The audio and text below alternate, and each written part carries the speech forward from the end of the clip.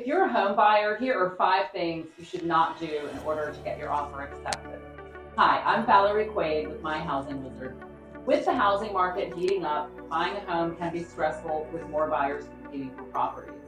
That is why it is so important for you not to develop these bad habits when writing an offer. Not knowing what the seller wants. In a competitive market where homes can have multiple offers, it is important to know what the seller wants before submitting an offer. Besides price, there are many other factors that sellers consider when looking at offers. It's important to have a good agent on your side that will find out what terms are ideal for the seller and hopefully work for you too. Maybe a seller would like a red back to have more time to move, or need a fast close to get a replacement home. The more you can sweeten the offer by making it less stressful on the seller, the more likely your offer will be considered. Be sure not to second guess yourself. As a buyer, it is easy to second guess yourself and start to feel anxious about your purchase. Make sure you have a checklist of your wants and needs and a good understanding of your financial situation. Being indecisive as a buyer could cost you the home if you wait too long to make decisions or commitments.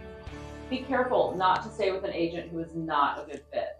Always work with an agent who will have your best interest in negotiations and the closing of the transaction. A good agent should fully understand all of your needs, be a good listener and communicator, and respond to all of your questions. After all, they are going to be negotiating on your behalf on one of the biggest purchases of your lifetime. So don't ask for too much. We have all heard the saying, they ask for everything but the kitchen sink. Well, asking a seller for too many freebies can come across as demanding and disrespectful. It is always best to be courteous and fair during this part of the negotiations, trying for a win-win for all parties involved. So maybe that upgraded refrigerator needs to go with the seller for your offer to be accepted. Waiving inspections.